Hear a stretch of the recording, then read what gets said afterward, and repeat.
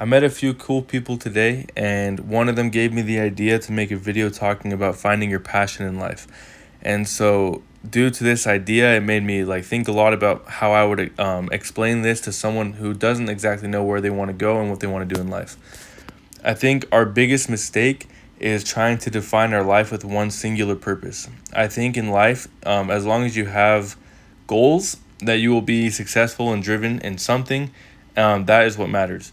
So the fact that we have a quarter of a century of life and it can be manipulated and it can conform to our choices. So basically, our choices can change our reality means that there are many different things that we can do in life that can be fulfilling and satisfying.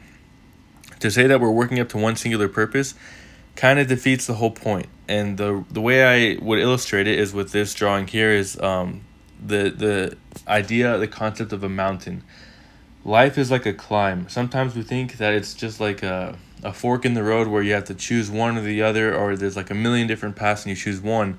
It's like no, there's just one mountain that you have to climb, but there's a million different ways to climb it, and the only goal is to get to the top. And of course, you can't always choose the most perfect path up a mountain.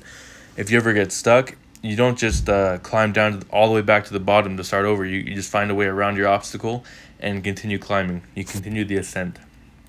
The way I like to think of it is that this climb is generational, meaning that your family started off somewhere at the bottom of the mountain and you are now actually towards the top.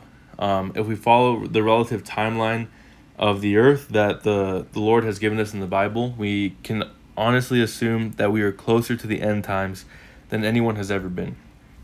And we can assume that that time is coming relatively soon. How soon, we don't know, but it is coming in the next few generations, is the assumption. Basically, the Lord decided where He put your family, and each one of your ancestors had to decide how they would climb, where they would climb, and for how long. Um, so once they got to a point where they couldn't go anymore, is where their children took on the legacy, took on the role, and began climbing. And now we've gotten to the point. So if we want to follow the letter system that I used in the drawing, we're getting closer to the top where A is. But when your family bloodline started, it was literally at Z. If there could be more letters to the alphabet, it would be way past that. But just to make it simple, they started at Z and worked their way up, and now we have D. So D, in my mind, is like the baseline. It's like this is what your parents have already accomplished, and this is where they left you off at. So basically, your parents went to college maybe or did something in order to get some kind of certification, some kind of job that would allow them to provide for you. And now that you're grown, you're considering what option you want to take and what path you want to take in life. What society would love for us to do is to stick with plan D, which is go to college, get a degree, graduate, and then go work in corporate America. They need workers, at least they want workers, people who perform simple repeated tasks that keep the economy going and that will also be willing to be paid less than what they're worth. So, not saying this is a horrible thing, because I don't believe there is one job outside of just working for your own self that will pay you exactly what you're worth. So I don't mean to degrade that kind of job. I'm just saying that's just the reality. You will never be paid what you're worth until you yourself decide to take action and you promote your own ideas, your own product, your own whatever. So plan C is what happens when you continue and you blaze the trail. You go somewhere where your parents never went. You find out a new way to succeed, to thrive, and to provide for your family. And then plan B is what I would say is like the maximum, as it's like the greatest thing you could achieve on planet Earth. Whatever that is up to you and up to your own imagination. But basically, all the stars have to align for you to achieve this level of success. The reason why there's a cloud before you get to Plan A is like the highest you can achieve in as far as your personal purpose and as far as God is concerned. So this means that you will not achieve Plan A until you have passed through this life and gone into heaven. In heaven, you will learn who you are truly, and only with God's blessing will you be able to continue to progress until you find out who you're meant to be in eternity. But as far as this earth is concerned, I believe we have plans D, C, and B. And you will not make it past plan D if you don't rely on God. You can make it through plan D if you just choose to rely on the institutions that society has provided. But if you want to make it through and have like more success than what's already been given to you, you're going to have to rely on God. And if you do what God says, He can get you to plan C. And if you really believe and you truly sacrifice yourself and dedicate yourself, commit yourself to attaining that goal, you can make it to plan B. And that is what I would call as the pinnacle of success in this life. So if that doesn't paint a clear picture for you of like how you should approach life, I think maybe I should reevaluate the way I think, because I think it was pretty clear and pretty simple. I don't know if I already said this, but the fact of the matter is that we spend too much time obsessing over our purpose in life as if it were just one thing. I like the idea of climbing a mountain because there's different points in which you pass, and they're all difficult to reach, but none of them are impossible. Basically, it's just about how dedicated you are to climbing. So there are many things, if not like hundreds or thousands of things you can do in this life as far as possibility goes. You just need to choose to do some of them.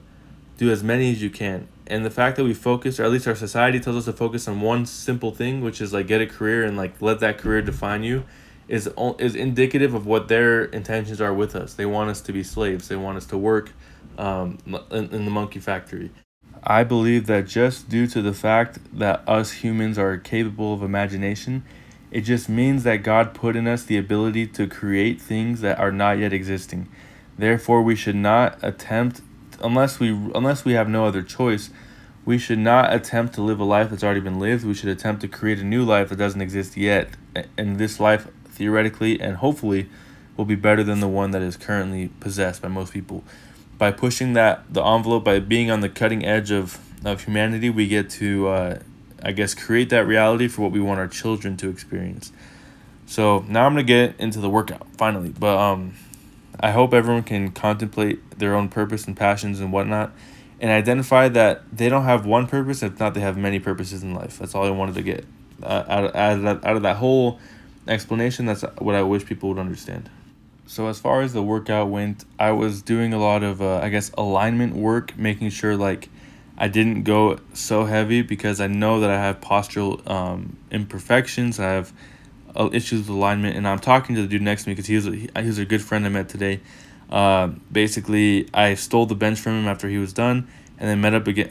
Was next to him again at the squat rack, and he was super encouraging, super nice dude. And I just find that I gravitate more towards the people who don't look like they're I don't know, like they're so shredded or whatever. Like he definitely is strong, and you can see that he's been working out, but he's definitely at the same time like any normal dude.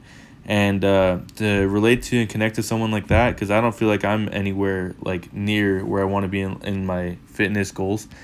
I love to connect with people like that, so we can, portray the correct image of what the gym is supposed to be. As far as gym culture goes, you'll see a lot of like jacked dudes, and you'll see a lot of like girls in sports bras and like whatever, like showing off their bodies, and it makes you feel as if you don't really belong because you don't look like that. And I want people to understand that the gym is for anyone and everyone, because it's literally a room designed to provide opposition for people who want to forge themselves into a better version of themselves. Anyways, so if you were watching the video like closely, I didn't know how long I'd be talking about the initial topic, so I just kind of put some text on the screen every once in a while. I highlighted like that the bar was leaning towards the right. I have issues with all my lifts, I guess, of not having proper alignment, not having perfectly proper alignment, which the goal is to be perfect.